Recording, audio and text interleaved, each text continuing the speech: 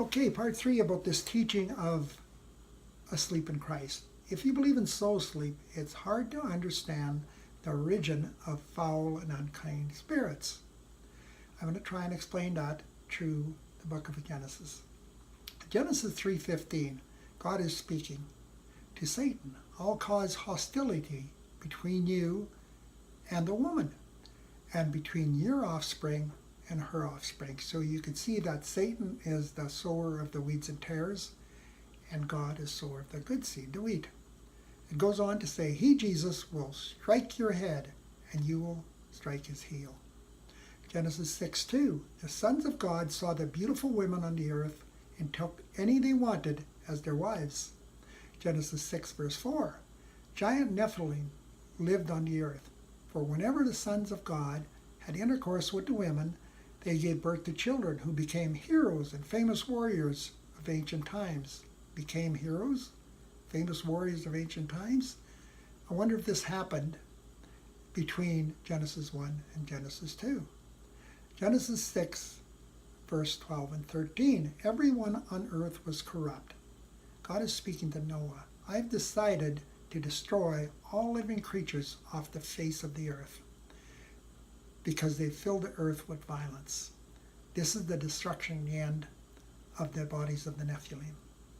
Genesis 5:3, Seth looks just like Adam. He's exactly the same in his very image. Interesting.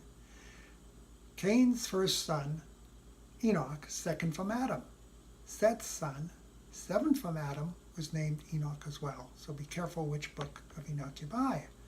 Matthew 12 verse 1, 12 verse 45, Mark 1 verse 26, Luke 4 verse 36, 6 verse 18, and Acts 5:16 speak of unclean and foul spirits. They can possess people and cause them harm. They search for bodies to possess. Matthew 12, 43 to 45 speaks about the cast out demon going from place to place and returning with 7 more wicked than himself. Some are more evil than others and can interact with each other. Mark 5, 1 to 13 is the story of the demonic. They must submit to God. Mark 1, verse 13, 27, 3, verse 11. So I say demons are the spirits of the Nephilim, spirits without bodies. Luke 3:38 speaks of the lineage of Adam. Adam was created a son of God, not born of woman. He's the guy without the navel.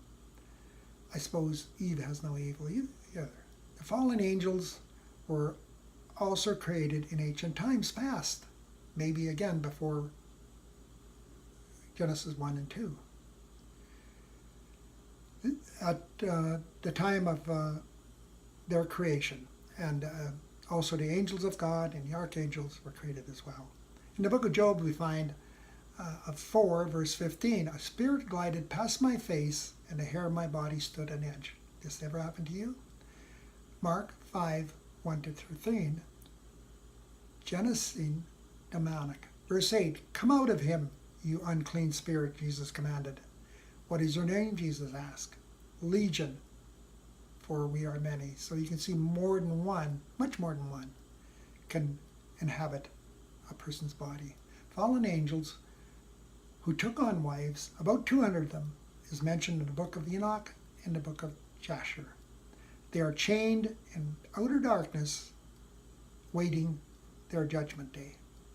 These spirits cannot return to God because God didn't send them. They're not his. They were wandering around looking for bodies. They are the seed of the fallen angel, Satan, and their fallen angels. Satan's seed. Angels can only affect us externally. Our minds, our thoughts, visions and dreams. There's many dreams and visions in Matthew 2 and 3. Moving on to the parable of the wheat and tares, Matthew 25. The enemy has planted weeds among the wheat, then slipped away. Verse 27, Where you planted good seed is full of weeds. An enemy has done this, was the reply. Leave them grow together until the harvest. Sort out the weeds and burn them, and put the wheat in the grain storage bins. In John 11, verse 26, everyone who lives in me and believes in me will never die. Are you ready for the harvest? Put your trust in Jesus.